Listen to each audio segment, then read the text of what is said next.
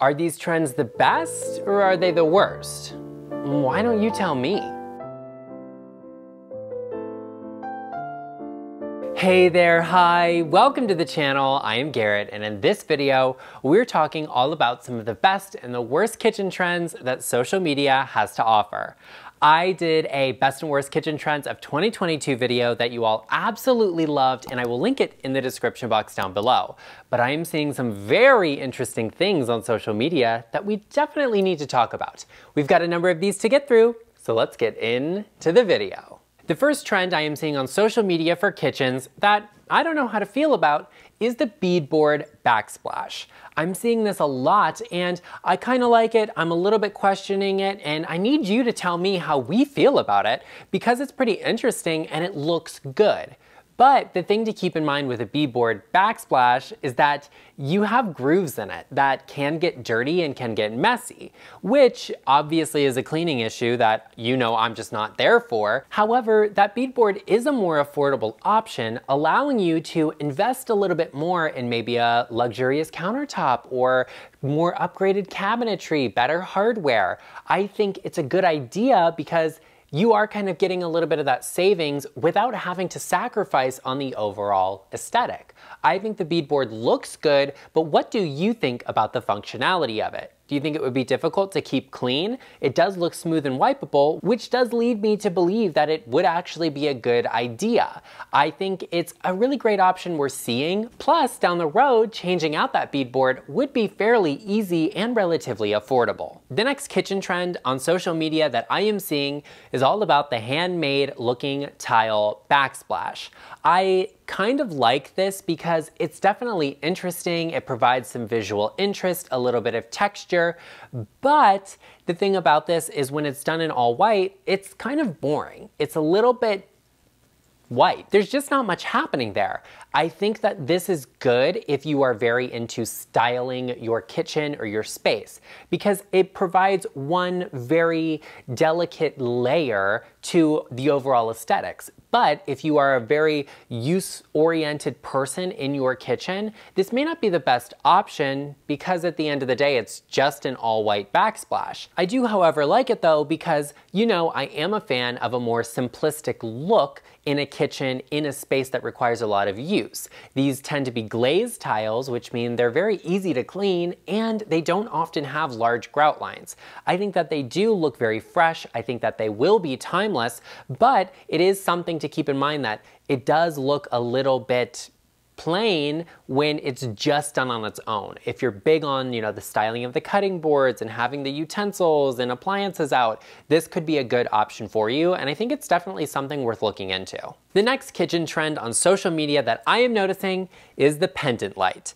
Now, I personally am not a fan of the pendant light. Maybe it's just because when I grew up, the pendant light, you know, like those hand-blown glass pendant lights that kind of looked like tortoiseshell, but they were in colors, and people would do like a red and a yellow and a blue one. That was just super in, and maybe I'm just traumatized by it, I don't know. But I'm not the biggest fan of a pendant light for a number of reasons. One, I find that they're single bulbs and they don't give enough light unless they're hung low.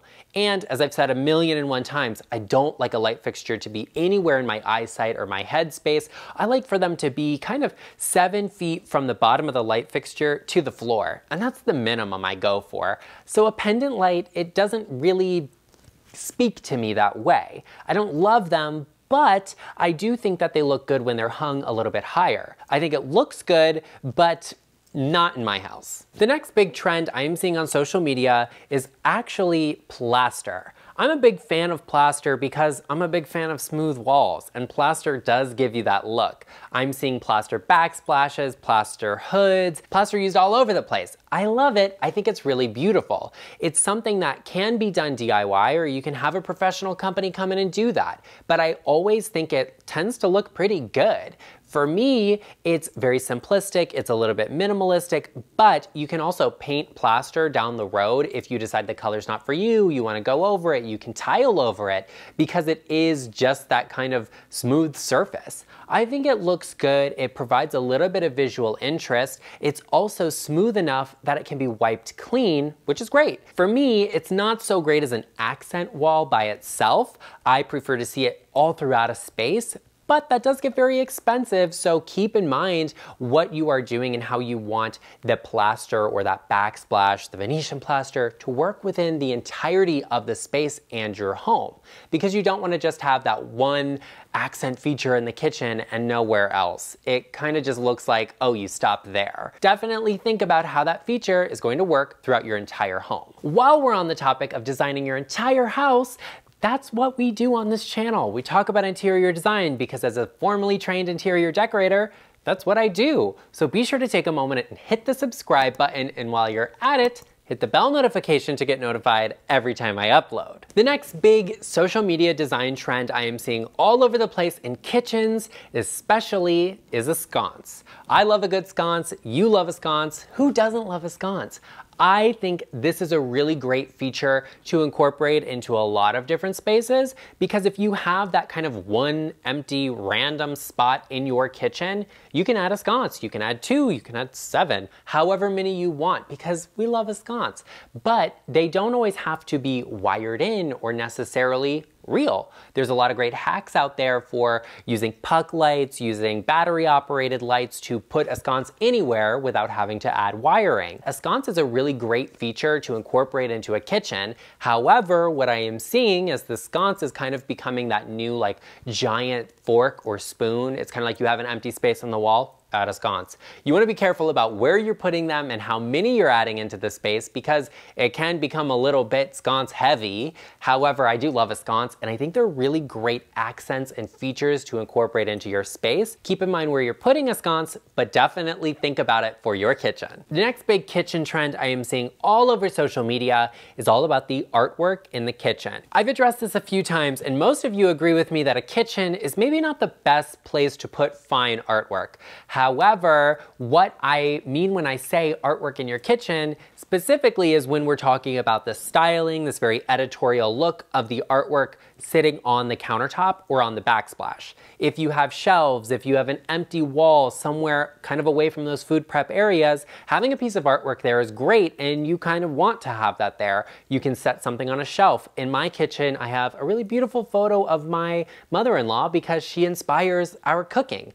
That's something great to have in your kitchen because it's sentimental, it's beautiful, but it's away from the food prep areas. So I don't have to worry about that photo getting damaged. You want to do the same thing in your space. So if you have a shelf, adding a piece of artwork is great. However, maybe save the piece of artwork, the beautiful oil painting leaning on the countertop, for the photos for Instagram, and tuck it away when we're actually cooking. The next big trend on social media that I am seeing that I'm low-key loving is the mantle vent hood. I think this is really beautiful because it kind of brings us back to a little bit more historic design and interiors, and you all know I love it because my background is actually in historic preservation. Not the point, but I think these are really beautiful because they're just glamorous, they're gorgeous. The thing to keep in mind with these, however, is that they do take up some counter space. You will lose a bit of it. So if you've got a really large kitchen, you can definitely add this in, and it probably won't cost you all that much. Those smaller kitchens, however, you probably don't have the space to sacrifice for this, which is unfortunate, but that does not mean you can't have a really luxurious and beautiful vent hood. You can also do some of the things we're seeing with this. These mantle vent hoods usually are plastered, they're painted, sometimes they have a little bit of stone trim or even wood on them, which is beautiful, and you can incorporate those elements into a hood in a smaller kitchen, whether that is plaster or the wood elements, whatever that is for you. You don't have to have the mantle hood to take advantage of the look or the aesthetics of this. You can incorporate them into those teeny tiny little baby kitchens that you may have, or maybe you don't have. Maybe you have an average sized kitchen. That's something to keep in mind. However, I do love this mantle style vent hood that it gives me like those Tudor homes with the like wood burning stove vibe. and I absolutely adore that. Oh, Albert loves to sleep like a baby. Oh, were you having a nap? Did I wake you up? Did I wake up the baby? Mm. Oh, yes, you're wide awake now, huh? Mm. What? You love to be in the video. What was that, Albert? The only kitchen trend you care about is where your food is? Oh. Mm-mm. Mm-mm.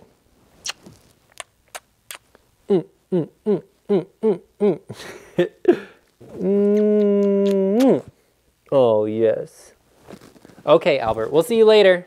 The next trend I am seeing all over social media is actually the tower cabinets. Now this kind of has that look or vibe of the lauder cabinet, but this is made through upper cabinetry. People are taking these cabinets and stacking them, and they'll look for one that's this size or that size, whatever custom fits their space. I've even seen people turn them on their sides and turn them into drawers. That is something that is DIY-able. You could certainly add this to any existing kitchen if you have the countertop space to spare. What I do like about these though is that since they are made using upper cabinets, they're only 12 inches deep, meaning you still have about a foot of countertop space in front of that cabinet. It definitely is worth considering in your space if you have the space for it. The next big trend I am seeing on social media is actually the butcher block countertop. The butcher block was big for a while, fell out of fashion, and we're seeing it come back because it's accessible, it's affordable, and it's kind of easy for people to do themselves. I do like the look of the butcher block in certain situations. I love a butcher block island. Sometimes I think it looks great for the entire kitchen. I think it's best when you mix two different materials together though, if you are going to opt for butcher block. So do the butcher block island and stone surrounds, or vice versa. I think it's beautiful. However, butcher block is also a more high maintenance item. It does need looking after, it needs sealing, and I also would not really recommend cutting on the butcher block because then it's gonna have to be refinished at some point and you're sanding and sealing and doing all of that I just don't have the time for. I would rather spend a little bit more or take a little bit more time to save to invest in a lower maintenance countertop surface, whether that is a quartz or a granite or whatever it is that you decide is best for you. But I do think a butcher block looks good. It is actually a nice material. It brings a little bit of warmth and some wood tones into a space that you might need, especially if your space is completely painted. The next social media design trend I am seeing in kitchens all over the place is the secret cabinet. I actually really like this because I think it's so much fun. I love the idea of like a hidden cabinet, a door. I'm seeing people put these into backsplashes to hide appliance garages or pass-throughs. What I really am liking are these hidden pantries. I think that's so much fun. If I was a kid and my parents had that, I would eat it up. I would love that because it's kind of like a hide and go seek moment. It's hidden, it's cool, and I'm seeing these cabinets that open up and then you've got like a coffee bar or a butler's pantry, a pantry or food storage or whatever in them. I think that is so much fun, and I also think it's a great way to bring some symmetry into a space that a lot of times does not have that. You can also take advantage of having these cabinets, these hidden cabinets, because you can bring countertop spaces in, you can have tighter allowances for them because you don't need the same door trim or sizes, widths, or whatever. I think that is really fun, and it's also a great way to get a very seamless look in your space, but still have the easy accessibility of getting into the pantry or the coffee bar or whatever that is for you. I think these are fun, and if you are redoing a kitchen, if you're building new, look into them because I think that this is something that's very convenient, it looks really good, and it provides a very clean looking space. And also, who just doesn't love like a secret little compartment or hidden door? I mean, it's just fun. The next kitchen trend I am seeing all over social media is actually all about the enameled or colored appliance. I'm also seeing vintage style appliances that I really enjoy. What I think is important to keep in mind is, do you need these, or will they benefit your space the most, or what do you want to do with your appliances? I'm also seeing wood paneling as being very popular. So some of your appliances, maybe the dishwasher, having a wood panel will make it disappear and that looks really great. But then maybe your refrigerator and your stove have them be vintage inspired, white enameled or off-white or some fun color, because it's just a really cool accent to have in a space. I do, however, think you want to keep in mind, maybe not everybody wants like a hot pink oven or refrigerator, so a little bit more neutral colors will probably be better in the long run. We're not going into the avocado appliances moment here, but I think that's something worth investing in or at least looking into for your kitchen, because these retro or colored appliances definitely give you that wow moment, that feature, that accent that you might need or be after without having to just bring in a bunch of decor that you really don't need in your kitchen. Well, there you have it, everyone. I hope you enjoyed this video. If you did, be sure to let me know in the comment section down below. And I want to know from my subscribers, what is one thing on social media you are seeing, one kitchen design idea that you're like, Garrett, what do you think of this? Garrett, I don't like it. Garrett, I love this. Share with me, because I'm looking for some ideas. Be sure to let me know in the comment section down below. And if you haven't already, take a moment, hit the like button, but also hit that subscribe button. I also know that you know someone that is embarking on a kitchen makeover, a renovation, a journey that they maybe need a little bit of help with because they're a little bit too trendy and you're like, honey, I'm not going through this again with you in 2 years when this is all out of date. Share this video with them because friends help friends. And I will see you in the next one.